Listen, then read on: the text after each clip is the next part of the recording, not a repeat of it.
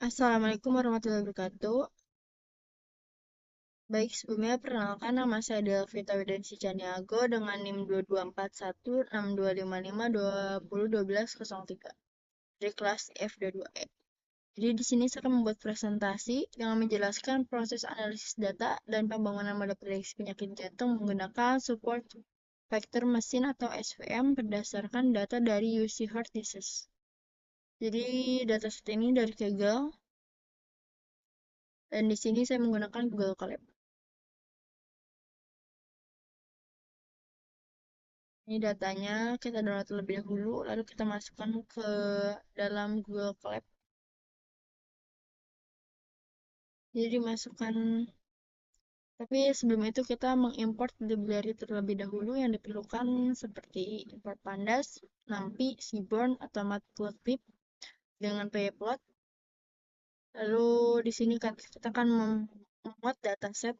Jadi di sini kita membaca dataset dengan CSV dengan path ini. Di sini menampilkan 5 data teratas dari dataset tersebut. Bisa kita lihat dengan umur 69, 69, 66, dan seterusnya. Lalu dengan sex 1, 0, 0, 1, dan seterusnya. Dan bisa lihat lainnya di sini. Dan condition ini merupakan kolom yang akan kita gunakan. Jadi sebelum itu kita akan melihat informasi umum tentang dataset terlebih dahulu, yaitu dengan print def info, lalu melihat statistik ringkasnya itu dengan df describe, lalu mengecek nilai kosong dengan df is no sum. Jadi dapat kita lihat di sini ini terdapat 13 kolom dari age, size, CP, slope, condition, dan lainnya. Lalu di sini juga kita bisa melihat age, size, CP dengan code min STD minnya 25%, 50%, dan maksimalnya. Di sini juga kita bisa melihat jumlah missing value terhadap kolomnya. Di setiap kolom ini tidak ada missing value atau 0. Lalu kita pisahkan fitur dan target. Jadi di sini kita menghapus kolom condition agar tidak dimasukkan sebagai input pada data frame, dan ya ini sebagai kolom condition yang akan kita targetkan atau kita gunakan. Lalu kita standarisasi fiturnya menggunakan standard scalar. Lalu kita split datanya menjadi 80% data latih dan 20% data uji. Di sini kita 0,2 karena kita akan menggunakan data ujinya sebesar 20%. Lalu di sini ada model SVM dengan kernel linear.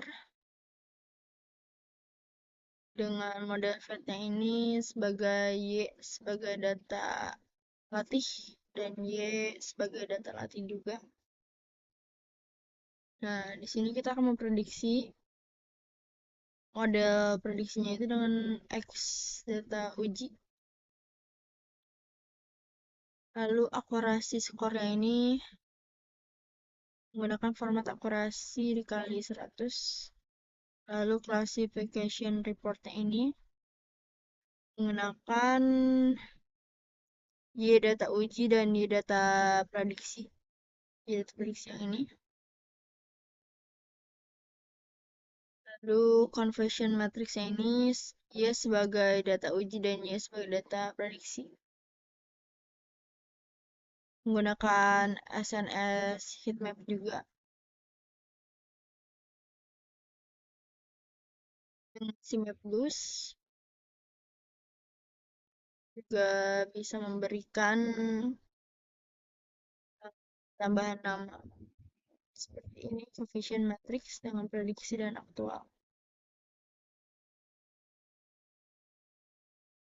Jadi dapat kita lihat akurasi model SPP ini adalah 75% dengan classification reportnya ini pada kelas 1 itu unggul di bagian precision dengan 0,79 atau 79%.